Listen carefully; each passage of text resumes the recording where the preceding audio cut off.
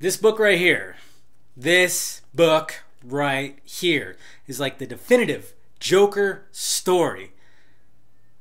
Emphasis on Joker story. What's happening, my film nerds? Dave, the Film Junkie here, bringing you a film review of Batman the Killing Joke. That's right, they finally turned into an animated movie. We knew about this, we knew it was coming. Today's the day. I did not see it in the theater. I saw it on my TV in the comfort of my own home.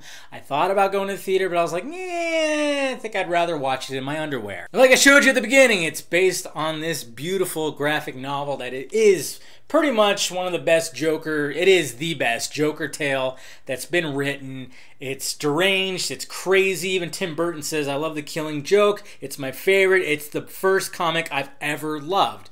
Bam! And basically what happens in The Killing Joke, well, I mean, if you haven't read it yet or you haven't watched the movie, I don't want to give away too much, but certain things happen to a certain character on the good side. But before that, we kind of get more of a backstory with the Joker. We see what he was like before he became the Joker, and we see events that happen for him to become the Joker and just become Looney Tunes. He does some pretty deranged, fucked up shit in this story. I mean, when you read it, you go, oh,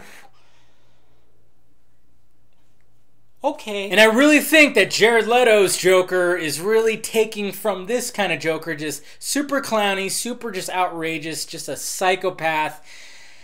I mean, it's when you, yeah. So all of us were excited, of course, when they announced that they were going to do The Killing Joke. And then, of course, we have Kevin Conroy, we have Mark Hamill, we have Tara Strong doing Batgirl. It just was like, yes, all the right voice acting is going to be for this special movie. Mark Hamill's been waiting forever for this movie to happen. So what did I think of Batman The Killing Joke? I liked it, but not really the first half hour. There's a little bit of an issue here when it comes to the story. There's basically two movies here. For the first half hour, it's a straight up Batgirl movie. I mean, I was going, this is not the way the story's it's supposed to, and then after a half an hour, then the Killing Joke story started. I mean, that's why I kind of emphasize, like, this is a Joker story. Why is this prologue of Batgirl lasting for this long? And I'm not going to spoil anything, don't worry guys, but something happens in this first half hour where I'm going like, yeah, Batman wouldn't do that. I even tweeted it out. I was like, yeah, I could see why fanboys are pissed off about it. Batman fans would be pissed off about a certain thing that happens in this first half hour. And I could see why it's getting mixed reviews, and a lot of people are not liking it because, yes, it seems like they were trying to make the movie longer because it is a short book. It's a short graphic novel. It's not thick at all. So they wanted to extend it, but instead of just like extending it with more Joker-Bat story or the dynamic or what's happened in the past between Batman and Joker, they decided to just throw this whole story of Batgirl and her like rebellion and her like just really trying to find herself, like trying to be, trying to be accepted by Batman a little more. And it's just, that's all it was. It was just a straight up Batgirl movie. I don't mind that, but I think they should have just had chunks of that and more chunks of Joker Bat story or Joker and Batman Bat story because it's called The Killing Joke. So to me, they really cheesed the opening of this movie with just like a total Batgirl story.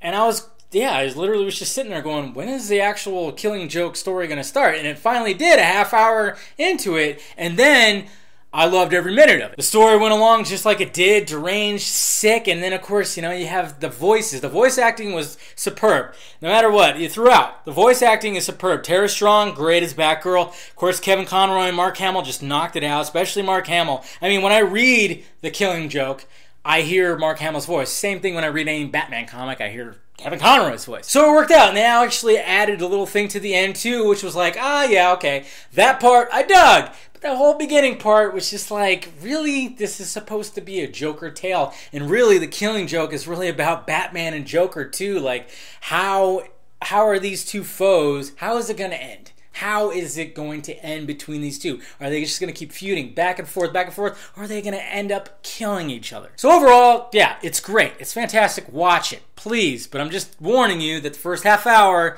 not exactly that story at all whatsoever. And it just kind of goes like, what were they thinking? But hey, they wanted to extend it. They wanted to have more Batgirl. That's fine, I guess. Whatever. Overall, go check it out, guys. And if you have checked it out, let me know your thoughts about it down below. And that'll be it, guys. Whew. All right. See? I mean, come on. It's about these two. Like Batgirl, but... And I know, like, what happens to her in this story is, you know, it's crucial, but they could have just, like, done a little better with that first half hour. That's all. All right. Talk to you later. And thank you for watching, you beautiful people. You go ahead and hit that like, thumbs up button if you'd be so kind. Subscribe to my channel if you haven't already. Subscribe to my other channel too. Follow me on Twitter, Facebook, Google+, and visit filmjunkie.com for all my videos.